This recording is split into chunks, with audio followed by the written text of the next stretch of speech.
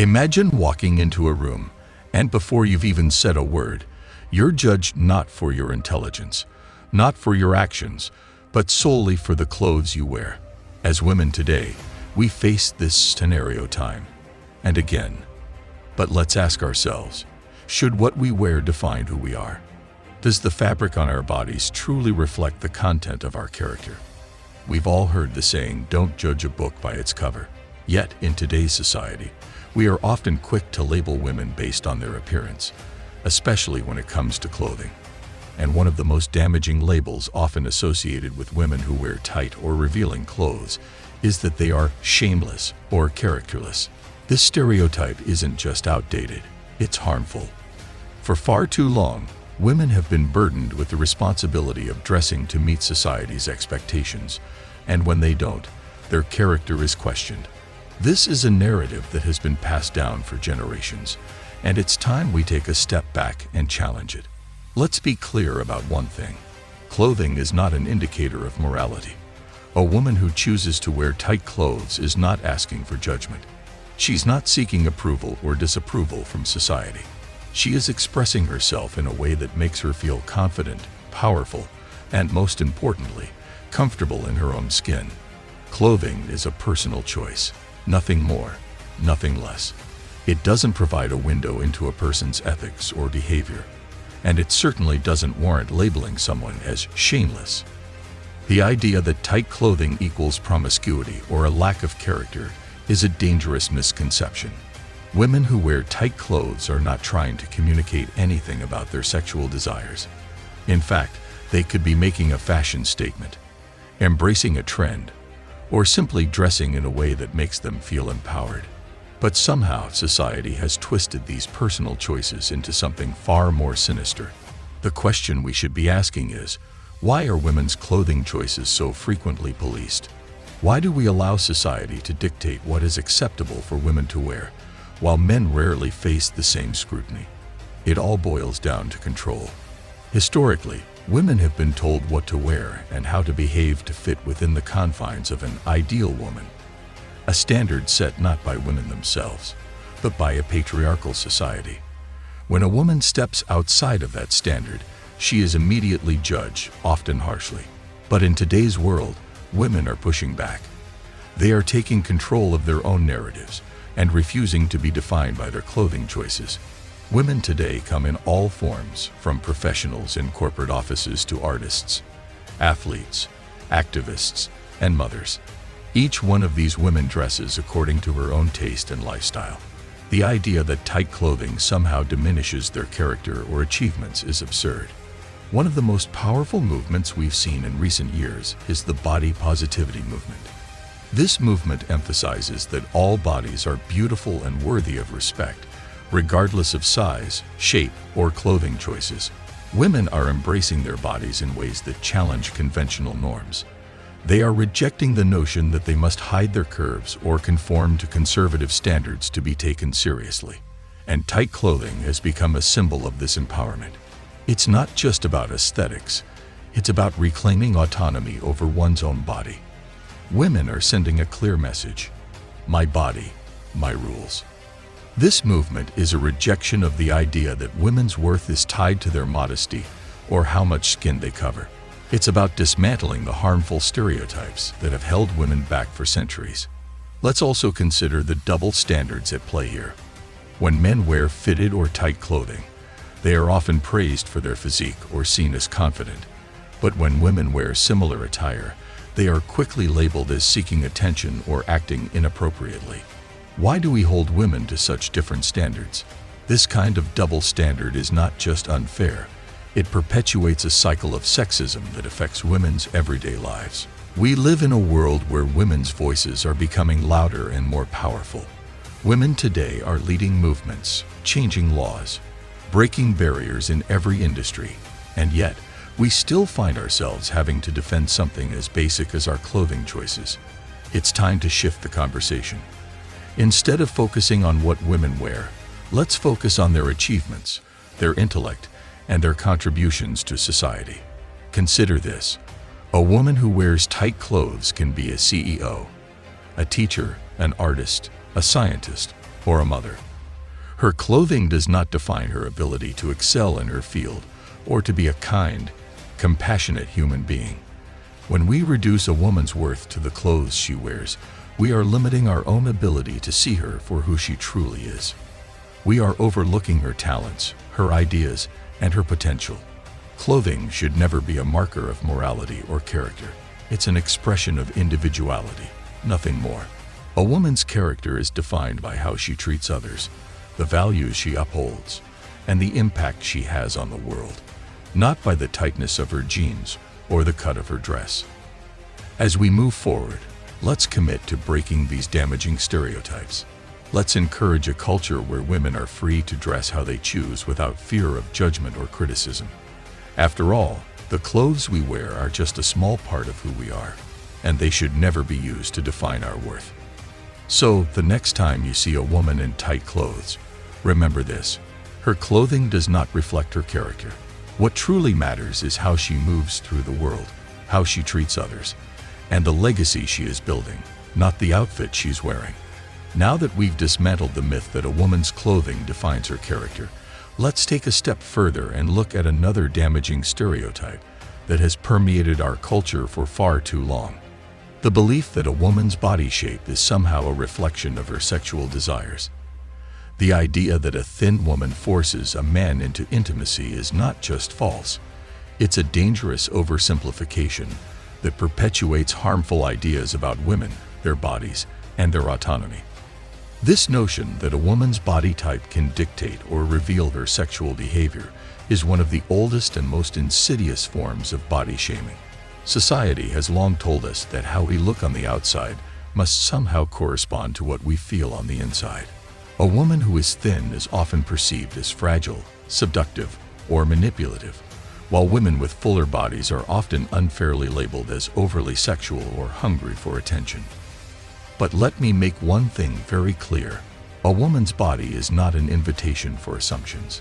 Thin women are not out to manipulate men into anything. They, like all women, are human beings with complex emotions, thoughts, and desires that cannot and should not be reduced to a single crude stereotype. This idea that a woman's thinness makes her somehow forceful in romantic or sexual matters plays into a deeply troubling narrative that takes away a woman's autonomy. It implies that her body is something that acts on behalf of others, rather than something that belongs to her alone. By suggesting that thin women are more likely to force men into intimacy, we not only strip away her agency, but we also perpetuate the dangerous idea that men are passive participants in their own choices and actions. This is not only unfair to women, it's unfair to men as well. Think about the message this sends to young women and girls. If society tells them that their bodies are tools to be interpreted and acted upon, rather than their own to control, how can we expect them to grow up with a healthy sense of self-worth? How can we expect them to respect their own bodies and make informed choices if we continue to feed them harmful stereotypes that their worth is based on what others assume about them? The truth is, thin women face just as much judgment and scrutiny as women of other body types. They are often told they are too delicate or too provocative simply because of their size. But the reality is that a woman's sexual desires, her intentions, and her personal choices have nothing to do with her body shape. Her body does not define her sexuality any more than it defines her personality, intelligence, or values. The media, of course, plays a massive role in perpetuating these stereotypes. We see it all the time in movies, television, and advertisements. Thin women are often portrayed as either manipulative or overly sexual, as though their size alone dictates how they will behave in relationships. But what we need to ask ourselves is, why do these images persist? Why do we continue to reduce women's identities to something as arbitrary as their body type? It's time to challenge these representations. Women are not one-dimensional characters whose bodies define their actions or desires. They are multifaceted human beings, and their bodies, thin, thick, tall, short, or somewhere in between, are just one part of who they are. It's essential that we stop reinforcing the toxic narrative that a woman's body is meant to communicate something about her sexual availability or intentions. Furthermore, It's important to recognize that this stereotype places an unfair burden on men as well. The idea that a man is somehow forced into a situation because of a woman's body implies that men are powerless or lack control over their own actions. It reduces men to mere reactors, incapable of making thoughtful, intentional decisions. This, too, is a harmful and false narrative. Men are fully capable of respect, choice, and consideration. They are responsible for their own actions, just as women are. What we need is a new way of thinking, one that doesn't reduce people to the sum of their physical attributes. A woman's body, whether thin, muscular, curvy, or any other shape, does not force anyone into anything. Her body is hers, and what she does with it, how she chooses to express herself, is her decision and hers alone.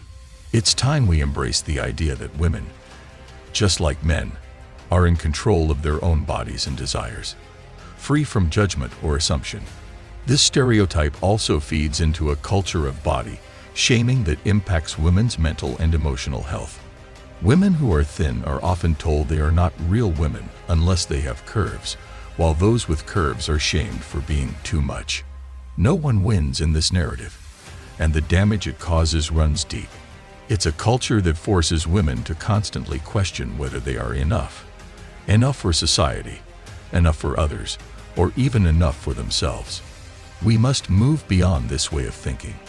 Instead of making assumptions about a woman's body and desires based on her size, let's focus on something much more important: her voice, her mind, her choices. Let's celebrate the diversity of women's bodies without assigning them labels or expectations. Let's recognize that the only person who gets to define a woman's sexuality or intentions is the woman herself. The truth is, every woman's body is her own.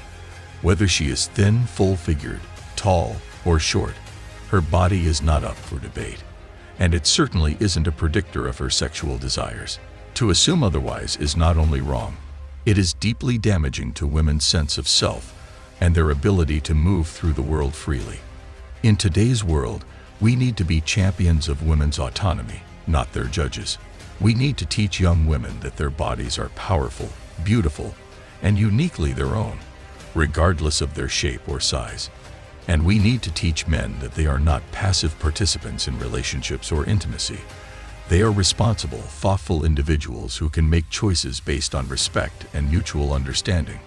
So let's put an end to the harmful stereotype that a thin woman somehow forces a man into anything. Instead, let's embrace a new narrative, one where women's bodies are celebrated for their strength and beauty, not labeled or reduced to outdated ideas. Because in the end, a woman's worth is not defined by her body. It's defined by who she is, what she stands for, and how she chooses to live her life. We've journeyed through the harmful stereotypes surrounding women's clothing and body shape. Now, let's tackle another bizarre and unfounded assumption that has managed to creep into societal thinking: the idea that a woman's intelligence can somehow be measured by her hair. Yes, you heard that right. There is this persistent belief that a woman who has long hair has a very sharp mind. While this may seem less offensive at first glance compared to other stereotypes, it's rooted in the same dangerous mentality that reduces a woman's worth to her physical appearance. Why do we continue to tie a woman's intellectual abilities to her physical traits? Whether it's hair length, body shape, or clothing choices, there seems to be this constant need to judge women based on things that have nothing to do with their actual capabilities or intelligence. Let's be real. A woman's hair has no bearing on her mind, her skills, or her achievements. The idea that long hair somehow equates to a sharp intellect is not only a misconception, it's a distraction from what truly matters. Think about it for a moment.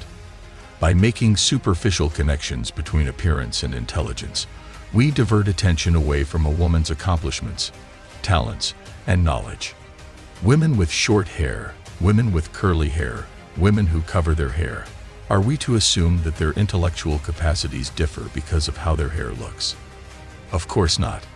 The length or texture of a woman's hair is about personal preference or cultural norms, not a reflection of her brain power. Yet, in subtle ways, society still tries to make these connections. Women with long hair are often perceived as more feminine, and in some twisted logic, more intelligent or competent. On the other hand, women with short hair are often labeled as rebellious or even less womanly. But what does hair have to do with a woman's mind? Intelligence, creativity, and wisdom are not stored in hair follicles. They come from a lifetime of learning, experience, curiosity, and dedication to one's craft. By perpetuating these stereotypes, we are doing a disservice not just to women, but to society as a whole. We lose out on the brilliance and potential of so many women by focusing on their looks rather than their intellect. Think about the many trailblazing women throughout history, scientists like Marie Curie, authors like Maya Angelou, or activists like Malala Yousafzai. Did their hair have anything to do with the groundbreaking work they accomplished? No. What set them apart was their passion, their commitment, and their brilliance. Qualities that have nothing to do with how they wore their hair. It's also important to recognize that these stereotypes are part of a larger problem. The need to police women's bodies and appearances, while ignoring their minds. Women are constantly being told that they need to look a certain way to be taken seriously. But this obsession with appearance, particularly with something as irrelevant as hair, distracts us from the real issues at hand. What should matter is not how long a woman's hair is, but how strong her ideas are, how thoughtful her contributions are, and how much she brings to the table. Let's not forget the cultural aspects of this stereotype either. In many parts of the world, women cover their hair for religious or cultural reasons. Does this make them any less intelligent? Of course not. In fact, women across all cultures, whether they choose to wear their hair long, short, or covered, have been making significant contributions to science, education, art, and politics for centuries. It's time we stop allowing superficial attributes to overshadow these contributions. The idea that long hair is somehow linked to intelligence or sharpness also reinforces the notion that women are supposed to fit into a particular mold to be respected. For centuries, femininity has been tied to appearances, how women should look, dress, and behave to be considered respectable. Long hair is often seen as part of that traditional feminine ideal, and when intelligence is tied to that image, we fall into the trap of believing that only women who fit this mold deserve respect or recognition. But the truth is, women come in all shapes, sizes, and appearances, and their brilliance knows no bounds. Whether a woman chooses to rock long hair, a pixie cut, or cover her hair entirely, her mind is what sets her apart, not her hairstyle. The sooner we stop equating a woman's worth with her appearance, the sooner we can create a world where her intelligence, her voice, and her contributions are truly valued. Let's also remember that this stereotype doesn't just affect women with long hair. It impacts all women. Women who don't conform to these traditional standards are often judged more harshly. How often have we seen women in positions of power, CEOs, politicians, leaders, critiqued not for their decisions or their leadership skills, but for their hair? These criticisms are nothing more than distractions, designed to pull focus away from the important work they're doing. And it's not just women in power. Everyday women, from students to professionals to mothers, experience this in their daily lives. How many times have we heard comments like, "She'd look smarter with longer hair," or "She seems more approachable with her hair down"? These comments are subtle, but they reinforce the idea that a woman's value is somehow linked to her looks, rather than her intellect or character. It's time we stop this nonsense. A woman's intelligence is not defined by her hairstyle. It's defined by her curiosity, her dedication to learning, and her willingness to challenge the status quo. We need to move beyond these outdated beliefs and start celebrating women for their brains, not their beauty.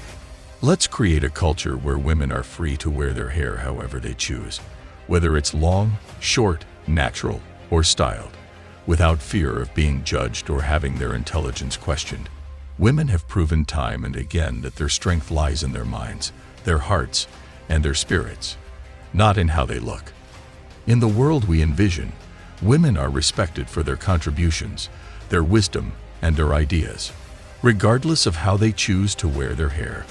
We must challenge the idea that intelligence can be linked to appearance, and instead create a space where all women, no matter their style or their looks, are free to shine based on their talents and capabilities. So the next time someone tries to tell you that long hair is a sign of sharpness or intelligence, remind them, it's not what's on top of your head that counts, it's what's inside. Thank you.